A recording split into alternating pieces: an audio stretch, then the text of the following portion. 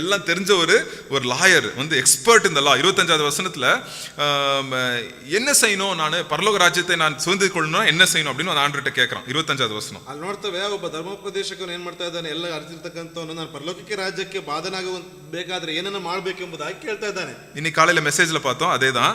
ಇವತ್ತಿನ ಮುಂಜಾನೆ ಕೇಳಿದ್ವಿ, ಅದೇ ಮೆಸೇಜ್. 27வது வசனம் சொல்றான் அவன். 27வது வசனத்தை ஆண்டவர் சொல்றாரு, என்னப்பா நீ படிச்ச சொல்லுப்பா அப்படின்றாரு. அதுக்கு அவன் பதில் சொல்றான், ಏನನ್ನು ಓದಿದೆ ಎಂಬುದಾಗಿ ಹೇಳುವಾಗ ಆತನ ಉತ್ತರವನ್ನು ಹೇಳ್ತಾ ಇದ್ದಾನೆ. உன்னுடைய தேவனுடைய கர்த்தரை முழு இதயத்தோட, முழு ஆத்மாவோட, முழு பலத்தோட, முழு மனதோட நீ என்ன பண்ணு, நேசி. ரெண்டாவது, உன் பிறனை என்னது, உன்னிடத்தில் அன்பு கூறுவது போல உன்னோட பிறனிடத்திலும் அன்பு கூறு, அப்படிதான் சொல்றான். ಅಲ್ಲಿ ನೋಡ್ತೇವೆ, ನಿನ್ನ ದೇವರಾಗಿ ಕರ್ತನನ್ನ ಪೂರ್ಣ ಹೃದಯದಿಂದಲೂ, ಪೂರ್ಣ ಪ್ರಾಣದಿಂದಲೂ, ಪೂರ್ಣ ಶಕ್ತಿಯಿಂದಲೂ, ಪೂರ್ಣ ಬುದ್ಧಿಯಿಂದಲೂ ಪ್ರೀತಿಸಬೇಕು ಮತ್ತು ನಿನ್ನ ನೆರೆಯವನ್ನ ನಿನ್ನಂತೆ ಪ್ರೀತಿಸಬೇಕು ಎಂಬುದಾಗಿ ಹೇಳ್ತಾ ಇದ್ದಾರೆ. ஆண்டவர் சொல்றான், அடிச்சடா, பம்பர் ஷாட், கரெக்டா நீ ஆன்சர் சொன்னது, யூ ஆன்சர்ட் கரெக்ட்லி, இது நீ செய், உன் லைஃப் நீ சூப்பரா இருப்ப அப்படின்னு ஆண்டவர் சொன்னார். ಅಲ್ಲಿ ಹೇಳ್ತಾ ಇದ್ದಾರೆ, ನೀನು ಸರಿಯಾಗಿ ಉತ್ತರ ಕೊಟ್ಟಿದ್ದೆ ಎಂಬುದಾಗಿ ಹೇಳ್ತಾ ಇದ್ದಾರೆ. கரெக்டா சொன்ன ஆன்சர், இப்படி நீ செய், இது நீ செஞ்சேனா you will have an awesome life அப்படின்னு ಅಲ್ಲಿ ಹೇಳ್ತಿದ್ರೆ, ನೀನು ಸರಿಯಾಗಿ ಹೇಳಿದ್ದೆ, ಇದರಂತೆ ಮಾಡಿದ್ರೆ ನೀನು ಸರಿಯಾದಂತ ಜೀವಿತನ ಹೊಂದ್ಕೊಳ್ತೀಯ ಎಂಬುದಾಗಿ. அப்ப ஆண்டவருக்கு வந்து ஒரு ட்ரிக் क्वेश्चन கேக்குறான் அவன் திருப்பி. ಅಲ್ಲಿ ಪುನಃ ಒಂದು ಪ್ರಶ್ನೆ ಕೇಳ್ತಾರೆ, யார் என்னுடைய என்னது பிறன் யார், என்னுடைய நேபர் யார், என்னுடைய நேபர் யார் அப்படின்னு கேட்க, ನನ್ನ ನೆರೆಯವನು ಯಾರು ಎಂಬುದಾಗಿ ಅಲ್ಲಿ ಕೇಳ್ತಾ ಇದ್ದಾನೆ. இது நம்மளுக்கு தெரியும். இந்த அருமையான ஒரு ஓமையை வந்து ஆண்டவர் சொல்றார். ಇಲ್ಲಿ ಅದ್ಭುತವಾಗಿರ್ತಕ್ಕಂಥ ಒಂದು ಸಾಮ್ಯವನ್ನು ಹೇಳ್ತಾ ಇದ್ದಾರೆ, ಅದು ನಮಗೆ ಗೊತ್ತಿದೆ. நல்ல சமாரியனுடைய கதை நம்மளுக்கு தெரியும். ಅಲ್ಲಿ ಒಳ್ಳೆಯ ಸಮಾರ್ಯದವನ ಒಂದು ದೃಷ್ಟಾಂತವನ್ನ, அங்க ஒருத்தனை வந்து அந்த ரோடு வந்து எருசலேம்ல எரிகோ போற ரோடு வந்து ரொம்ப மோசமான ரோடு அப்படின்னு சொல்லுவாங்க. எருசலேமிಂದ ಎರಿಕೋ ಹೋಗುವಂತ ರೋಡ್ ತುಂಬಾ ಮೋಸವಾಗಿರ್ತಕ್ಕಂಥ ರೋಡ್ ಎಂಬುದಾಗಿ. அந்த ரோட்ல வந்து ஜெனரலா யாரும் போக மாட்டாங்க. ಆ ರಸ್ತೆಯಲ್ಲಿ ಸಾಮಾನ್ಯವಾಗಿ ಯಾರು ಹೋಗುವುದಿಲ್ಲ. சோ இவன் போகும்போது இவனை வந்து அடிச்சு இவனை ரத்தம் வர்ற மாதிரி சாகுற நிலைமையில விட்டுட்டு போயிடுறாங்க. ಆ ಸಂದರ್ಭದಲ್ಲಿ ಈತನನ್ನ ಹೊಡೆದುಬಿಟ್ಟು ಆ ಒಂದು ಸಾಯುವ ರೀತಿಯಲ್ಲಿ ಆತನಿಂದ ಸುಲಿಗೆ ಮಾಡಿಕೊಂಡು ಹೋಗ್ತಾ ಇದ್ದಾರೆ. அப்ப அந்த இடத்துல பாத்தீங்கன்னா 2 மனுஷங்க வராங்க. ಆ ಒಂದು ಸ್ಥಳದಲ್ಲಿ ಇಬ್ಬರು ವ್ಯಕ್ತಿಗಳು ಬರ್ತಾ ಇದ್ದಾರೆ. அவன் வந்து ஒரு லேவியன், ஒரு ஆசாரியன் வராங்க. ಅಲ್ಲಿ ಲೇವಿಯವನು ಬರ್ತಾ ಇದ್ದಾನೆ ಮತ್ತು ಯಾಜಕನು ಬರ್ತಾ ಇದ್ದಾನೆ. கண்டுக்கவே இல்ல, ಅಲ್ಲಿ ಅದನ್ನ ಗಮನಿಸಲೇ ಇಲ್ಲ. ಅವರು பிஸி அப்படின்னு போயிடுறாங்க. ಬಿಸಿಯಾಗಿ ಎಂಬುದಾಗಿ ಹೋಗ್ತಾನೆ ಇದ್ದಾರೆ. ஆனா கடைசியா ஒரு நல்ல ஒரு சமாரியன் வரான். அவன் ಅಲ್ಲಿ ಕೊನೆಗೆ ಒಬ್ಬ ಒಳ್ಳೆಯ ಸಮಾರ್ಯದವನು ಬರ್ತಾ ಇದ್ದಾನೆ. அந்த சமாரியன் வந்து பாக்குறான். அந்த டைம்ல வந்து நீங்க பாத்தீங்கன்னா சமாரியன் தான் வந்து கீழ் ஜாதி ஜனங்க. ಅಲ್ಲಿ ಆ ಒಂದು ದಿವಸಗಳು ನೋಡೋದಾದ್ರೆ ಸಮಾರ್ಯದವರು ಎಂಬುದಾಗಿ ಹೇಳುವಾಗ ಕೀಳು ಜಾತಿಯವರು. இங்க ஆண்டவர் வந்து யாரை ஹீரோவாக்குறாரு, ಅಲ್ಲಿ ಯಾರನ್ನ ಹೀರೋ ರೀತಿಯಲ್ಲಿ ಮಾಡ್ತಾ ಇದ್ದಾರೆ ದೇವರು. இந்த கதையின் மூலமா யாரை ஹீரோ ஆக்குறாரு ஆண்டவர், ஒரு கீழ் ஜாதி மனுஷனை ஹீரோ ஆக்கிறார். ಈ ಕಥೆಯ ಮೂಲಕವಾಗಿ ಒಬ್ಬ ಕೀಳು ಜಾತಿಯ ವ್ಯಕ್ತಿಯನ್ನ ಹೀರೋ ಆಗಿ ತೋರಿಸ್ತಾ ಇದ್ದಾರೆ. ஏன்னா அந்த லேவியன், அந்த ஆசாரியன் வந்து யூத குலம், அவங்க வந்து இவங்கள நாயி அப்படின்னு சொல்லுவாங்க சமாரியர்கள். ಅಲ್ಲಿ ನೋಡ್ತೇವೆ, ಯಾಜಕರು ಮತ್ತು ಲೇವಿಯರು ಏನ್ ಮಾಡ್ತಾರೆ ಅಂತಂದ್ರೆ ಇವರನ್ನ ಒಂದು ರೀತಿಯಾಗಿ ನಾಯಿ ರೀತಿಯಲ್ಲಿ ಇವರನ್ನ ನೋಡ್ತಾರೆ. சோ ஆனாலும் ஆண்டவர் சொல்றாரு, அந்த சமாரியன் தான் என்ன பண்றான், அவன் வந்து ஹெல்ப் பண்றான் அப்படின்னு ஆண்டவர் சொல்றாரு. ಅಲ್ಲಿ ಸಮಾರ್ಯದವನು ಬಂದು ಅಲ್ಲಿ ಸಹಾಯ ಮಾಡ್ತಾರೆ ಎಂಬುದಾಗಿ ಹೇಳ್ತಾ ಇದ್ದಾರೆ. அவன் என்ன பண்றான், ஃபர்ஸ்ட் அவன் ಏನ್ ಮಾಡ್ತಾ ಇದ್ದಾನೆ, ಮೊದಲು எனக்கு பைபிளே பிடிச்ச ஒரு வசனம் இருக்கு இதுல, ಸತ್ಯವೇದದಲ್ಲಿ ಇಷ್ಟವಾಗಿರ್ತಕ್ಕಂಥ ಒಂದು ವಚನ ಇದೆ. 33-34 ವಚனம் பாருங்க. 33-34ನೇ ವಚನ. இதாங்க ஊழியம், ಇದೇ ಸೇವೆ. பின்பு சமாரியன் ஒருவன் பிரயாணமாய் வருகையில் அவனை கண்டு மனதுருகி கிட்ட வந்து அவனுடைய காயங்களில் எண்ணெயும் திராட்சரசமும் வார்த்து காயங்களை கட்டி அவனை தன் சுய வாகனத்தின் மேல் ஏற்றி சத்திரத்துக்கு கொண்டு போய் அவனை பராமரித்தான். பாருங்க, ஃபர்ஸ்ட் கிட்ட போய் அவன்கிட்ட வந்து என்ன ஆகுது, அவனுக்கு என்ன ஃபர்ஸ்ட் என்ன வருதுங்க, மனதுருக்குறான், கம்பேஷன். அதுதாங்க ஊழியத்துக்கு நான் எப்பவுமே சொல்லுவேன். லாஸ்ட் 3-4 டைம்ஸ் சொல்லியிருக்கிறேன். லாஸ்ட் 3-4 செஷன்ஸ்ல எல்லா இடத்துலையும் நம்ம ஏசப்பாவோட ஊழியத்தை பார்த்துட்டே வரோம். அந்த ரிப்பீட்டடா அந்த வேர்டு வருது, கம்பேஷன். அந்த கம்பேஷன் தான் ஆக்ஷன் கொண்டு வரும். கம்பேஷன் இல்லாம ஆக்ஷன் இல்லை. ಅಲ್ಲಿ ನೋಡ್ತೇವೆ, 2-3 ಒಂದು ಸೆಷನ್ಗಳಲ್ಲಿ ನಾನು ಹೇಳಲ್ಪಟ್ಟಿದ್ದೇನೆ. ಆ ಒಂದು ವಾಕ್ಯ ಅದು ಪುನಃ ಉಚ್ಚಾರಣೆ ಆಗ್ತಾನೆ ಇದೆ, ಕನಿಕರಿಸುವಿಕೆ ಎಂಬುದಾಗಿ. ಆ ಒಂದು ಕನಿಕರಿಸುವಿಕೆ ಇಲ್ಲ ಅಂತ ಅಂದ್ರೆ ಒಂದು ಸೇವೆಯಲ್ಲಿ ಯಾವುದೇ ರೀತಿಯಾದ ಕಾರ್ಯಗಳು ನಡೆಯುವುದಿಲ್ಲ ಎಂಬುದಾಗಿ. ಸೊ நம்மளுக்கு அந்த பரிசுத்தாவியானவர் கொடுக்கிற கம்பேஷன் இல்லைன்னா மறந்துடணும், நம்ம ஊழியமே செய்ய தேவையில்லைன்னு நினைக்கிறேன். ದೇವರು ಕೊಟ್ಟಿರ್ತಕ್ಕಂಥ ಒಂದು ಕನಿಕರವನ್ನ ನಾವು ನೆನಪು ಮಾಡದೇ ಇದೆ ಅಂದ್ರೆ ಅದನ್ನ ನಾವು ಸೇವೆನ ಮರ್ತು ಬಿಡಬೇಕಾಗ್ತದೆ ಎಂಬುದಾಗಿ. அன்னைக்கு ஒரு நாள் ஒரு பிரதரோட பயங்கர ப்ராப்ளம், அந்த பர்சனல் சொல்ல முடியாது, லைஃப்ல அது மாதிரி யாருக்கும் வரக்கூடாது, அப்படி ஒரு பெரிய ப்ராப்ளம் வந்துச்சு. ಒಬ್ಬ ಸಹೋದರರಿಗೆ ಜೀವನದಲ್ಲೇ ಬರೆದಿರ್ತಕ್ಕಂಥ ಒಂದು ದೊಡ್ಡ ಸಮಸ್ಯೆ ಬಂತು, ಅದನ್ನ ಹೊರಗಡೆ ಹೇಳೋದಕ್ಕಾಗೋದಿಲ್ಲ.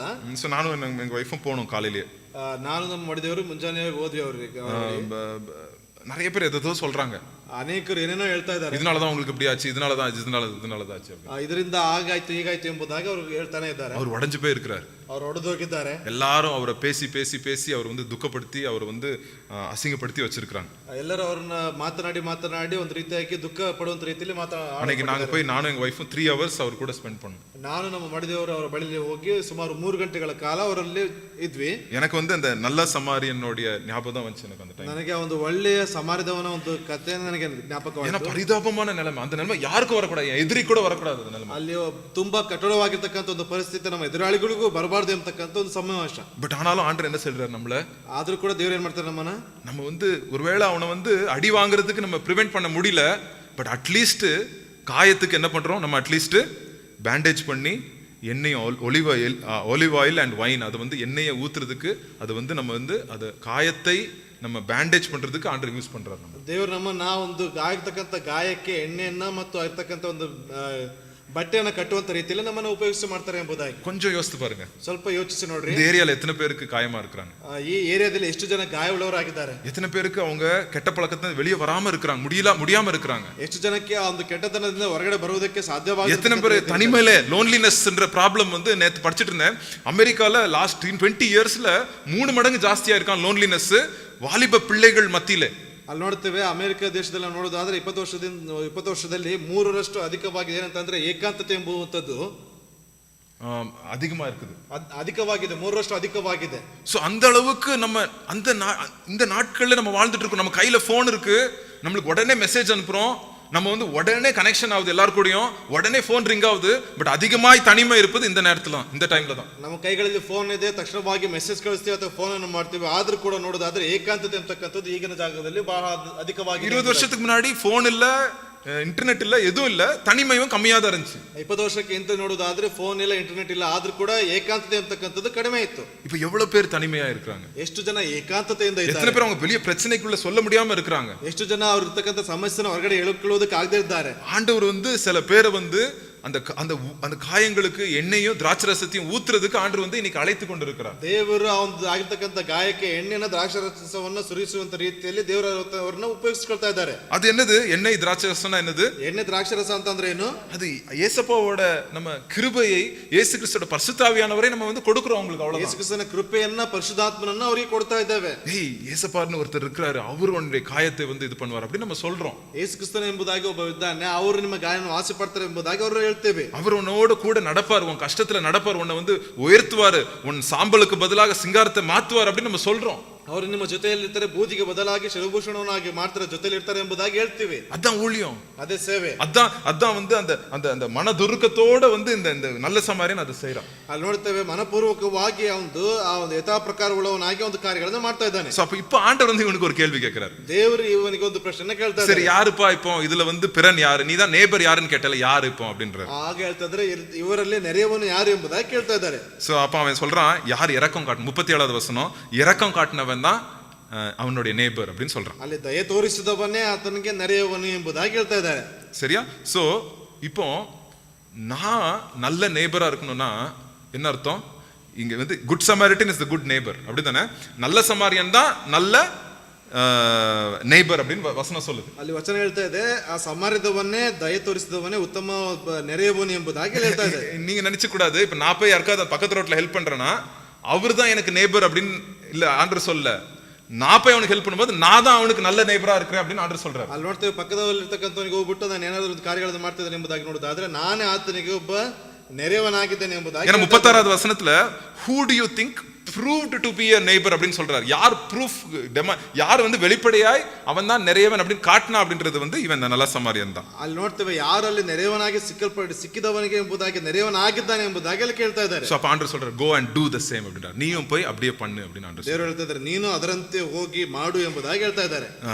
ரெண்டு இடத்துல மாத்திரம் ஆண்டவர் வந்து go and do the same அப்படின்னு ஆண்டவர் சொல்வார். ಎರಡು ಭಾಗದಲ್ಲಿ ದೇವರು ಅದರಂತೆ ಹೋಗಿ ನೀನು ಮಾಡು ಎಂಬುದಾಗಿ ಹೇಳ್ತಾ ಇದ್ದಾರೆ. இந்த இடத்துல ஒரு வாட்டி சொல்வார் ஆண்டவர், ಈ ಒಂದು ಭಾಗದಲ್ಲಿ ಹೇಳ್ತಾ ಇದ್ದಾರೆ, மத்தவங்களை கால் கழுவும் போதும் go and do the same அப்படின்னு ஆண்டவர். ಇತರ ಕಾಲುಗಳನ್ನು ತೊಳೆಯುವಾಗಲೂ ಸಹ ನೀನು ಹೋಗಿ ಇದೇ ರೀತಿಯಾಗಿ ಮಾಡಿ ಎಂಬುದಾಗಿ. இதுல இருந்து இயேசுவோட ಹೃದயம் நமக்கு தெரியும். ಇದರ ಮೂಲಕವಾಗಿ ಯೇಸು ಕ್ರಿಸ್ತನ ಹೃದಯ ಗೊತ್ತಾಗ್ತಾ ಇದೆ. ஆண்டவர் நமக்கு அந்த ಹೃದயத்தை கொடுப்பாராங்க. ದೇವರು ನಮಗೆ ಆ ಒಂದು ಹೃದಯನ ಕೊಡ್ತಾರೆ. ஆண்டவர்ட்ட நம்ம கேட்போம், ஆண்டவரே உம்முடைய ಹೃದயத்தை எனக்கு கொடுங்க.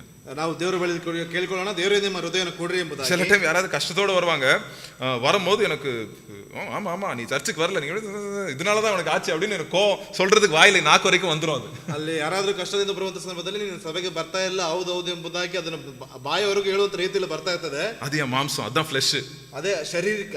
அது மாம்சம் வந்து புட்டுன்னு பாயிறதுக்கு ட்ரை பண்ணும். அது ತಕ್ಷಣವಾಗಿ ಅಲ್ಲಿ ಎರೆಯುವುದಕ್ಕೆ ನಾವು ನೋಡ್ತದೆ. அப்புறம் ஆவியானவரே நீங்க என்ன சொல்றீங்க அப்படின்னு ஆண்டவர்கிட்ட கேட்கும்போது ஆண்டவர் வந்து எண்ணெயும் திராட்சரசத்தையும் கொடு அப்படின்னு சொல்லுவார். ಅಲ್ಲಿ ದೇವರ ಬಳಿಯಲ್ಲಿ ಪರಿಶುದ್ಧಾತ್ಮ ಮೂಲಕವಾಗಿ ಕೇಳುವಾಗ ಎಣ್ಣೆನ ದ್ರಾಕ್ಷರಸವನ್ನು ಕೊಡು ಎಂಬುದಾಗಿ ಅವರು ಹೇಳ್ತಾರೆ. ஆண்டவர் நம்ம வாழ்க்கையிலும் கூட உங்களை இந்த இந்த இந்த இந்த எல்லாரும் வச்சுக்கோங்க. அதனால தான் எண்ணெயும் ஒரு பாக்கெட்ல எண்ணெயும் ஒரு பாக்கெட்ல திராட்சரசத்தை எல்லாரும் வச்சுக்கோங்க.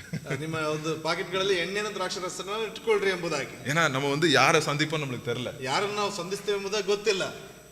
ஜோக்கு சொன்னேன் தெரியும்ல, எண்ணெய் திராட்சரசத்தை வச்சுக்கணும். என்ன வச்சுக்கணும்? ஆண்டவருடைய கிருபையினால் நிரப்பப்படுங்க, பரிசுத்தாவினால் நிரப்பப்படுங்க. ಅಲ್ಲಿ ಎಣ್ಣೆ ದ್ರಾಕ್ಷಿ ಎಂಬುದಾಗಿರುವಾಗ ಪರಿಶುದ್ಧಾತ್ಮ ಮೂಲಕವಾಗಿ ಮತ್ತು ದೇವರ ಒಂದು ಕನಿಕರದ ಮೂಲಕವಾಗಿ ತುಂಬಿಸಲ್ಪಡ್ರಿ ಎಂಬುದು. ஆண்டவர் கிருபை நம்ம பெற்றிருக்கிறோம், கொடுக்க ಸಪ್ಲೈ பண்ண ரெடியா இருக்கும். ದೇವರ ಕೃಪೆಯನ್ನು ಹೊಂದಿಕೊಳ್ಳಲ್ಪಟ್ಟಿದ್ದೇವೆ ಮತ್ತು ಅದನ್ನು ಇತರರಿಗೆ ಹಂಚುವುದಕ್ಕೂ ನಾವು ಸಿದ್ಧರಾಗಿದ್ದೇವೆ. நம்ம வேலை டெலிவரி பிசினஸ் தான் நம்மளுது. ನಮ್ಮ ಒಂದು ಕೆಲಸ ಹಂಚುವಂತದ್ದು ಮಾತ್ರವೇ. டெலிவரி பிசினஸ்ல தான் நம்ம இருக்கிறோம். டிஸ்ட்ரிபியூஷன் பிசினஸ் தான் நம்மளுது. ನಾವು ಹಂಚುವಂತ ಒಂದು ಕಾರ್ಯದಲ್ಲೇ ನಾವಿದ್ದೇವೆ. ಪ್ರೊಡಕ್ಷನ್ ಬಿಸಿನೆಸ್ வந்து ஜீசஸ். ಅದನ್ನು ಸಿದ್ಧ ಮಾಡುವಂತದ್ದು ಯೇಸು ಕ್ರಿಸ್ತನ ಒಂದು ಕಾರ್ಯ. மல்டிப்ளிகேஷன் அவர்தான் தான் இருக்கு. ಅದನ್ನ ಇನ್ನೂ ಹೆಚ್ಚಿಗೆ ಮಾಡುವಂತದ್ದು. நிறைய வாட்டி நான் இந்த அமேசான் ஸ்விக்கி டெலிவரி பாஸ்ன்னு பார்த்தோம், அது நான் தான் மினிஸ்ட்ரியில நம்மளும் அமேசான் ஸ்விக்கி டெலிவரி மாதிரி தான். ಅಲ್ಲಿ ಅಮೆಜಾನ್ ಡೆಲಿವರಿ ಒಂದು ಡೆಲಿವರಿ ಬಾಯ್ಗಳು ನೋಡೋದಾದ್ರೆ ನಾವು ಕೂಡ ದೇವರ ವಾಕ್ಯದ ಮೂಲಕವಾಗಿ ಡೆಲಿವರಿ ಮಾಡತಕ್ಕಂತ ಸ್ಪಿರಿಚುವಲ್ ಸ್ವಿಗ್ಗಿ ಡೆಲಿವರಿ ಬಾಯ್. ನಾವು ಆತ್ಮಿಕವಾಗಿರ್ತಕ್ಕಂಥ ಒಂದು ಡೆಲಿವರಿ ಮಾಡ್ತಕ್ಕಂಥ ವ್ಯಕ್ತಿ. ஒண்ணும் பண்ணல, நடுவுல ஒரு சும்மா அங்கிருந்து சாப்பாடு வரத்துல சமைக்கிற சூப்பரா செய்யறாங்க, அங்கிருந்து வாங்கிட்டு வரோம் மேகனா பிரியாணி வாங்கிட்டு வந்து இங்க ஒருத்தர் பசியோட இருக்கிறோம், அவனுக்கு எடுத்துட்டு வந்து கொடுக்குறோம், அவ்வளவுதான் நம்ம வேலை. ನಮ್ಮ ಕೆಲಸ ಅಲ್ಲಿ ಒಂದು ಆಹಾರವನ್ನು ಸಿದ್ಧ ಮಾಡ್ತಾ ಇದ್ರೆ ಅದನ್ನ ಹಸಿವಿನಿರ್ತಕ್ಕಂಥವ್ರಿಗೆ ಬಂದು ಅದನ್ನ ನಾವು ಕೊಡ್ತಾ ಇದ್ದೇವೆ, ಅಷ್ಟೇ ಕೆಲಸ.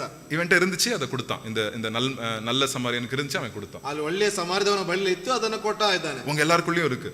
ನಿಮ್ಮ ಬಳಿ ಎಲ್ಲರ ಬಳಿಯಲ್ಲಿ ಇದೆ. யாரையும் தயவு செய்து ಅಂಡರ್ ಎಸ್ಟಿಮೇಟ್ பண்ணிட்டே காலத்தை ஓட்டாதீங்க. ಯಾರನ್ನು ಕೂಡ ನೀವು ತುಂಬಾ ಕೆಳಗಿನ ಹಂತದಲ್ಲಿ ನೀವು ನೆನೆಸ್ಕೊಂಡು ஐயோ எனக்கு இல்ல பிரதர், இன்னும் கொஞ்சம் டைம் ஆகட்டும், 1 வருஷம் ஆகட்டும், 2 வருஷம் ஆகட்டும், 2 வருஷம், ஒரு நாள் சடனா 75 ವಯಸ್ಸು ಆಗುತ್ತೆ. ಇನ್ನು ಸಮಯ ಇದೆ, ಈಗೆಲ್ಲ ಆಗಲ್ಲ ಎಂಬುದಾಗಿ ಹೇಳೋದಾದ್ರೆ ಒಂದು ದಿವಸ ನೋಡ್ತೇವೆ 75 ವರ್ಷಗಳಾಗಿ ಹೋಗ್ತದೆ. ஸோ இன்னைக்கு ஆண்டவர் உங்களை போக சொல்றாரு, ஆவியானவர் செய்ய சொல்றாரு அப்படின்னா எந்த தாமதம் இல்லாம நம்ம செய்யலாம். ಇವತ್ತಿಗೆ ದೇವರು ಹೋಗುವಂತ ಹೇಳ್ತಾ ಇದ್ದಾರೆ ಅಂದ್ರೆ ಮಾಡಿ ಅಂತ ಎಂಬುದಾಗಿ ಯಾವುದೇ ರೀತಿಯಾಗಿರ್ತಕ್ಕಂಥ